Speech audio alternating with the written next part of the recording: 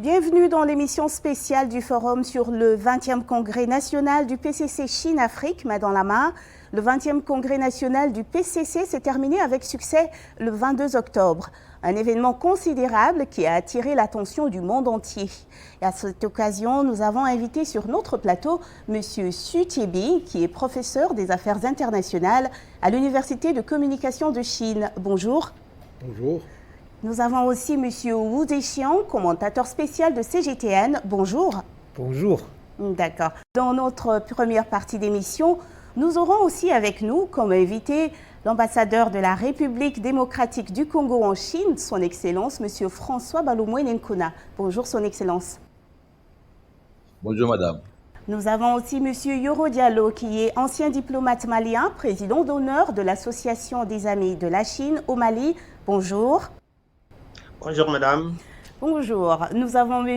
Kassé Lee Kong-wing, président de l'Association d'amitié et de culture Maurice-Chine. Bonjour. Bonjour. Monsieur Toumer Al-Khaloufi, directeur d'éducation à l'Université des Affaires étrangères en Chine. Bonjour monsieur. Bonjour Christelle, ravi d'être de retour. Ravi. Monsieur Jean-Noël, qui est aussi avec nous, il est professeur au département de management à l'Université internationale de Rabat au Maroc. Bonjour. Bonjour Christelle. Bonjour. Monsieur Bissi Olaoui, you are Director of Department of Communication and Language Arts to University of Ibadan, Nigeria. Good afternoon. Good afternoon, and thanks for having me. You're welcome. Mr. David Mirisho, lecturer to St. Augustine University of Tanzania, Head of Department of Public Relations and Advertising. Good afternoon. Nous avons vu que durant la dernière décennie, la Chine a connu 3 événements importants et historiques, c'est-à-dire le centenaire de la fondation du Parti communiste chinois, l'entrée dans la nouvelle ère du socialisme à la chinoise et l'accomplissement de la tâche historique qui consiste à éradiquer la pauvreté absolue et à réaliser l'objectif du premier centenaire. Le 20e Congrès national du Parti communiste chinois a fait une synthèse détaillée des principales réalisations de la Chine et de la précieuse expérience acquise dans ses efforts de réforme et de développement et a formulé aussi des programmes d'action et des politiques globales pour atteindre les nouveaux objectifs de développement de la Chine sur le chemin à parcourir dans la nouvelle ère et les nouvelles attentes du peuple. Alors j'aimerais poser la question à monsieur l'ambassadeur de la RDC. Qu'est-ce qui vous a le plus impressionné durant ce 20e Congrès national du PCC, monsieur l'ambassadeur? Madame Christelle, ce qui m'a impressionné le plus durant ce congrès, d'abord, c'est l'organisation, la discipline et l'engagement de tout le monde qui assiste à ce congrès.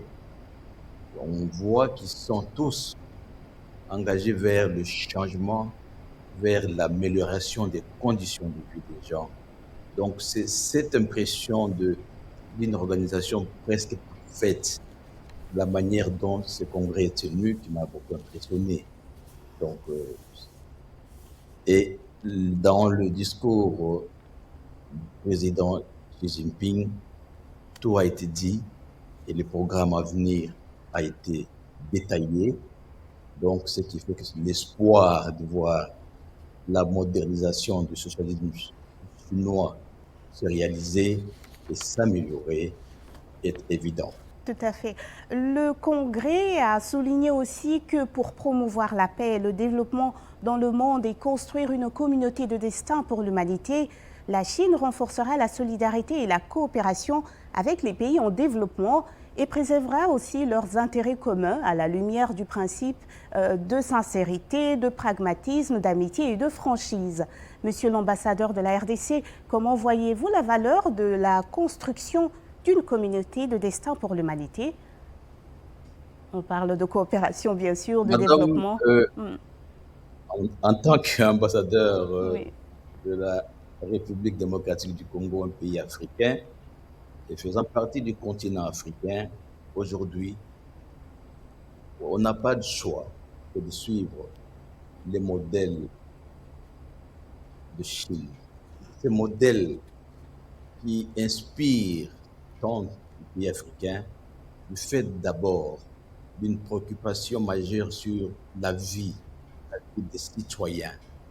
Aujourd'hui, la Chine a fait des merveilles, par exemple en éliminant presque complètement la pauvreté absolue. En Afrique, on a encore des problèmes sérieux pour la vie de la population. Donc, pour nous, ces modèles devraient être adaptés à chaque pays, chacun dans les dimensions propres.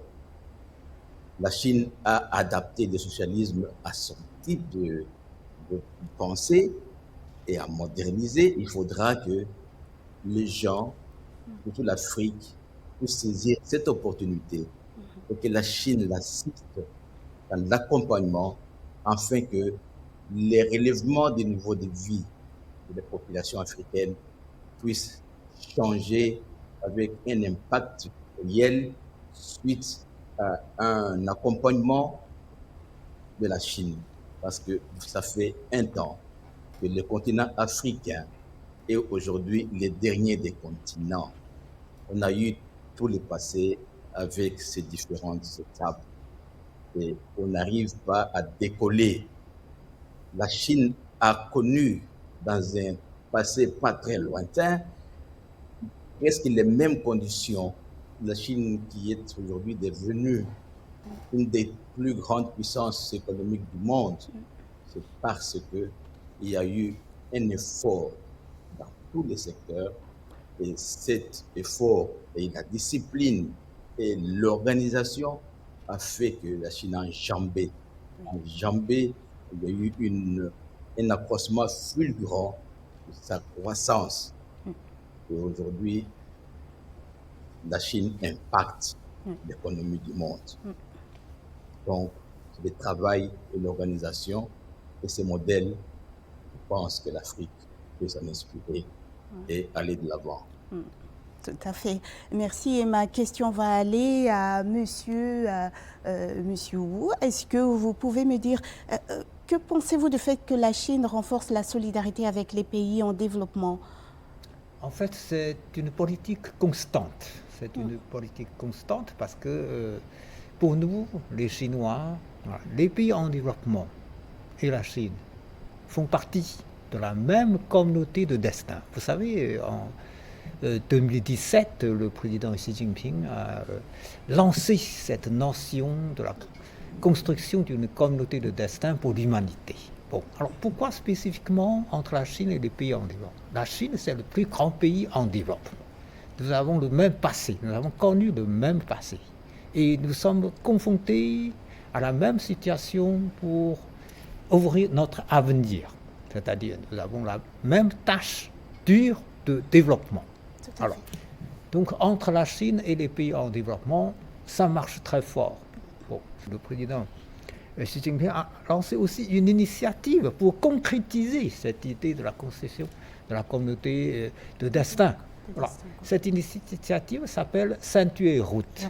Alors, avec cette initiative, voilà, nous avons fait beaucoup de choses concrètes. Alors, ça fait 9 ans que l'initiative est lancée.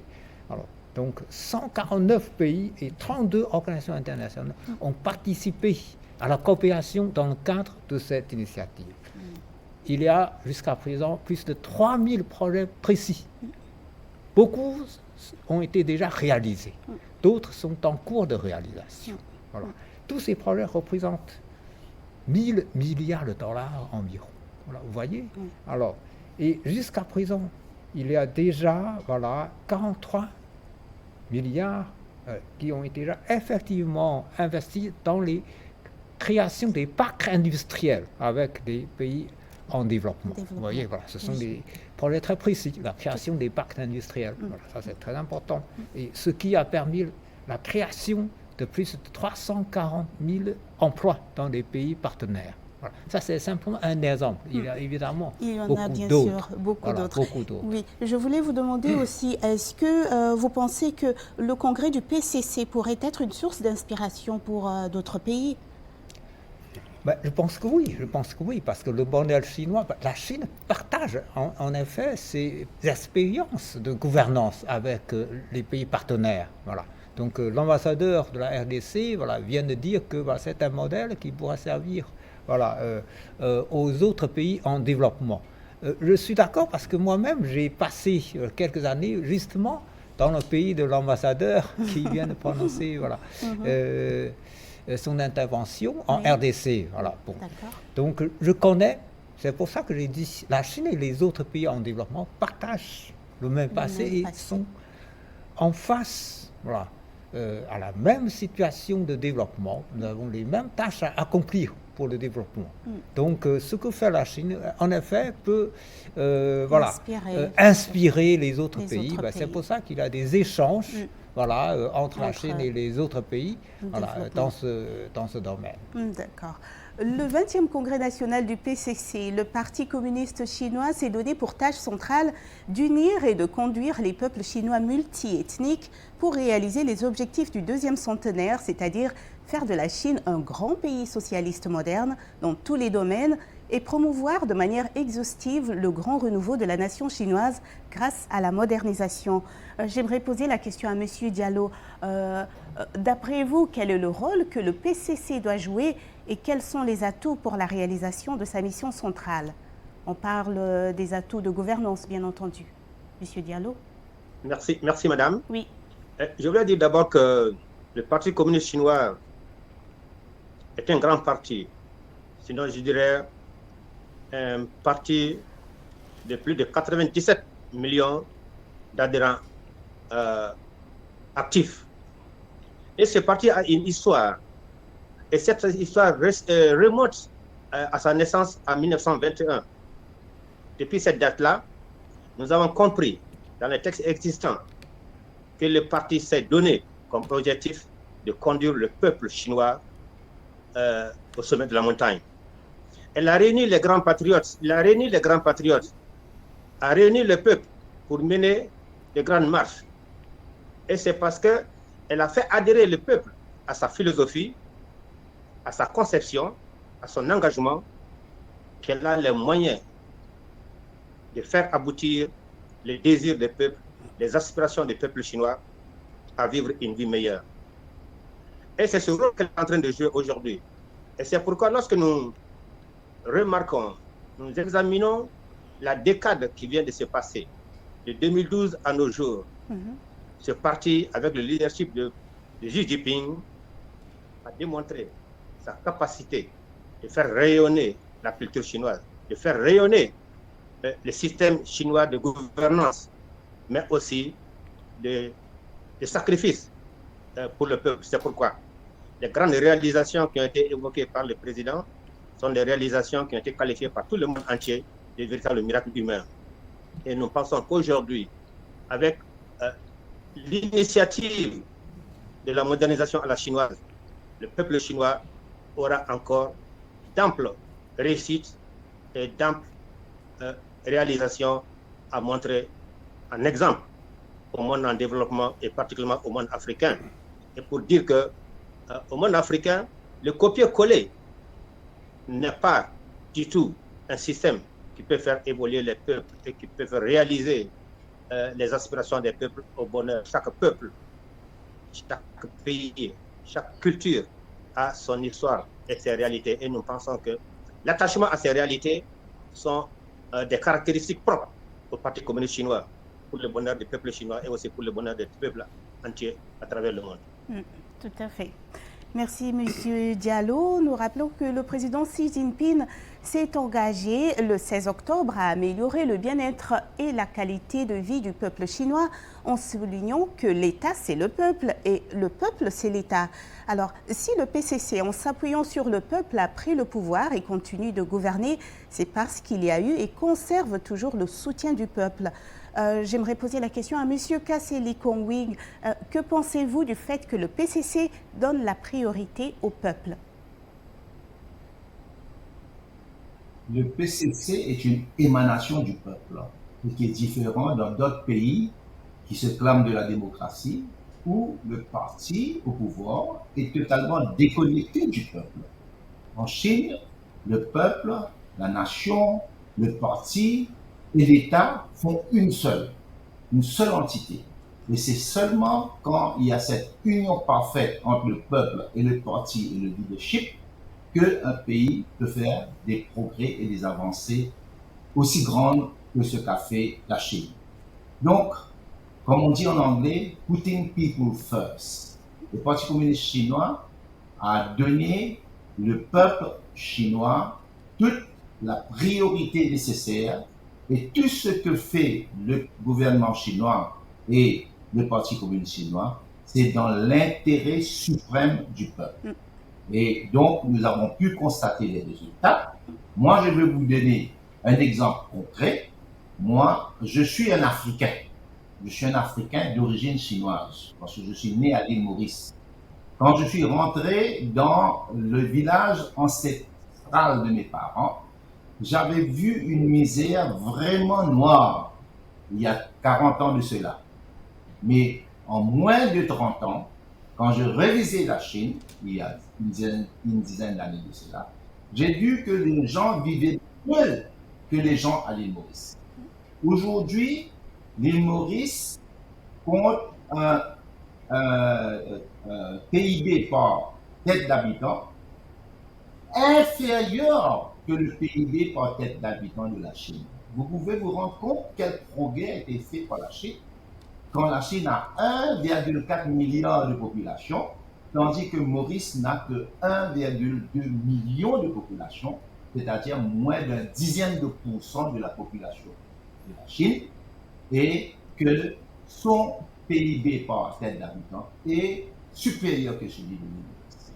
Donc, le bien-être du peuple chinois a été bien servi par le Parti communiste et par son gouvernement et par un leadership éclairé à la tête duquel a été renouvelé le mandat du président Xi Jinping.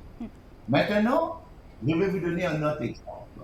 C'est l'exemple de l'éradication de la pauvreté extrême, mais aussi l'exemple de la lutte contre le Covid-19. Quand cet ennemi inconnu, ce virus foudroyant que le Covid-19 a été faire son ravage à travers le monde, seule la Chine a pu combattre ce virus. Parce que si vous voyez un pays comme les États-Unis, aussi puissant, aussi riche, avec 4 fois moins de population que la Chine, n'a pu sauver sa population parce qu'il y avait plus de 96 millions de personnes affectées, contaminées et hospitalisées, avec plus d'1 million de morts, tandis qu'en Chine, il y avait à peine 5000 et quelques de personnes mortes. C'est-à-dire que le gouvernement chinois, le Parti communiste chinois, donne primauté à la vie de son peuple et à sauver le peuple, la population chinoise, de ce ravage qui a été causé par le virus Covid-19. Et on ne peut que saluer cette synergie qu'il y a eu entre le peuple, son parti et son gouvernement. Donc, le fait que le Parti communiste chinois, dans son congrès national qui a été tenu récemment et qui se tient toujours à Beijing, le fait que ce parti donne priorité à son peuple pour le bonheur de son peuple, dans l'intérêt de son peuple, je crois que c'est la leçon qu'il faut que tous les pays en développement apprennent de la Chine. De la Chine. Très bien, Monsieur Lee Kong-wing. Et Monsieur Xu, pouvez-vous nous donner concrètement des exemples du fait que le PCC donne la priorité à son peuple? Concrètement, quels sont les exemples que vous pouvez nous donner? Je pense qu'on peut monter toute une série, beaucoup, mais le plus important, ce qui est le plus impressionnant, c'est la lutte contre la pauvreté absolue. Comme notre ami mauricien avait bien dit, la population chinoise représente 1 milliard 400 millions. Alors là, même si avec le développement, assez correct, il y a tout de même une tranche de la population assez importante, moins de 100 millions de population, et longtemps reste au seuil de pauvreté, un peu haut, un peu bas, mais depuis quelques années, si on voit, c'est qu'avec la coordination, avec pas seulement, je dirais, investissement de l'État, mais aussi la participation des PME, des régions riches, on a lancé un mouvement, je dirais, plutôt social, culturel, pour éradiquer la pauvreté absolue. Et ce n'est pas seulement une recette, comme beaucoup de pays avaient prédiqué, c'est-à-dire subvention, pour arroser un peu les gens, disons, qui ont des difficultés fin du mois, mais surtout c'est par la formation, par l'éducation, pour que pour la population dispose la façon, la capacité, habilité de s'enrichissement, de changer leur sort. Tout autant, je dirais, dans une construction du marché, disons, beaucoup plus immense, intérieur, pour que finalement, je dirais que ce soit sur la durée, sur la dimension, c'est que cette tâche à réaliser en très peu de temps. Là, c'est le plus impressionnant. D'autres, par exemple, c'est encore sous nos yeux, c'est cette fois-ci, dans disons, Covid-19, vous voyez que finalement, aussi, quand on pense les rapports entre les victimes, le décès et le nombre total, c'est-à-dire que finalement, c'est le peuple bien soigné, peuple orienté, qui sont, je dirais, constituent le principe du PCC dans la gouvernance au quotidien. Tout à fait. Donc avant de continuer, je veux remercier son Excellence, Monsieur François Baloumouene Nkuna, pour votre intervention. Merci beaucoup. Merci Monsieur Lee Kong-wing d'avoir participé. Et nous remercions aussi Monsieur Diallo pour vos brillantes performances durant ce forum. Merci beaucoup. C'est moi qui vous remercie. D'accord. Le plaisir est pour moi. Merci. Voilà, nous arrivons presque au terme de cette émission. Nous rappelons qu'il était important d'analyser les grandes lignes du rapport du 20e Congrès national du PCC qui vient de prendre fin à Beijing. Parmi les nombreux sujets abordés, retenons que la Chine s'engage à renforcer la solidarité et la coopération avec les pays en développement tout en préservant leurs intérêts communs. Les invités qui étaient avec nous sur ce plateau ont apporté leur contribution et sont convaincus aussi que les pays africains qui œuvrent résolument pour une Afrique intègre, prospère et pacifique sont persuadés que la Chine est un allié fiable et elle reste déterminée à élever sans cesse le niveau de partenariat de coopération stratégique globale sino-africain et à bâtir une communauté d'avenir partagé encore plus solide. Chine-Afrique, main dans la main. Nous vous remercions pour vos interventions, monsieur. Merci beaucoup. Je vous remercie.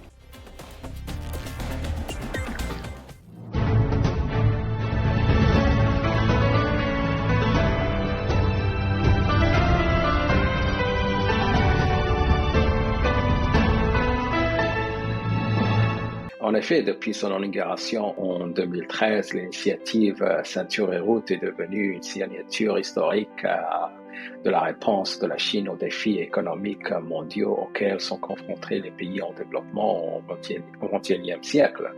Non seulement le projet offrait un financement alternatif aux besoins en infrastructures traditionnelles en Asie du Sud, en Afrique et en Amérique latine, mais il a été également basé sur des partenariats égaux, sans précondition, dans l'établissement de liens de marché entre la Chine et le monde. Je pense que le 20e congrès du Parti communiste chinois est un outil politique chinois extrêmement important qui a lieu à un moment crucial où le Parti communiste chinois et le peuple chinois s'engagent dans la nouvelle direction de l'édification intégrale d'un pays socialiste moderne et s'achemine vers la réalisation de l'objectif du deuxième centenaire. Pour ce qui est, disons, de la coopération entre la Chine et l'Afrique, sous le prisme, bien évidemment, du développement vert, il n'y a pas beaucoup plus illustratifs beaucoup plus importants que le discours prononcé par le président Xi Jinping au mois de novembre dernier lors de la 8e conférence ministérielle du Forum de coopération chino-africaine, le FOCAC comme on dit. Et ce FOCAC a une vision 2035 qui met l'accent sur le partenariat entre les deux entités. President Xi Jinping's recent remark to the 20th Congress of the Communist Party of China, CPC, his concept of modernizing China through science, education, technology, developing a strong workforce is in consonance with China's time-tested and effective strategy of development. As rightly highlighted in the speech, high priority to education in science and technology, developing talents and innovations, for me, is a sure drive by a huge impetus for steady growth and development. And I think this is one area that Nigeria has to redouble her efforts in order to harness her full potential and attain economic prosperity and political stability. The Chinese model of modern development that focuses on education, science and technology, developing talents, and encouraging innovation is worthy of emulation and is an inspiration. As we reflect on this important and successful 20th National Congress for the Chinese Communist Party, it is perhaps important that we look back and reconnect with the way China has always developed its foreign policy that has always been anchored on promoting global peace. And one good example amongst the many that we have is that of a community with a shared future which promotes multilateralism, economic interdependence, and at the same time ensuring that there is sovereign equity where all the countries in the world pull together for a common goal of developing or sharing resources equally without any country being viewed as being superior than the other. So this would help in ensuring a proper and peaceful global governance without any sovereign interference. Let me hasten to say that the Chinese government has really come up with a very exciting plan or agenda for Africa. One of the issues that I want to highlight here is that it's exciting to note that the Chinese government now wants to join the globe in the fight against climate change. We've seen their aptness to fight climate change by coming up with a robust plan to support green economy or green development. And this is a very interesting and exciting news for the African continent. China has modernized Malawi, especially when it comes to infrastructural development. Since China and Malawi became friends, Malawi's capital city, Lilongwe, its face has changed because of a number of Chinese structures or infrastructure that has been constructed there. We talk of, there's an international stadium called the Bingu International Stadium, which is named after President Bingu wa Mutharika of Malawi, the one who initiated talks for bilateral relations between China and Malawi, so to say.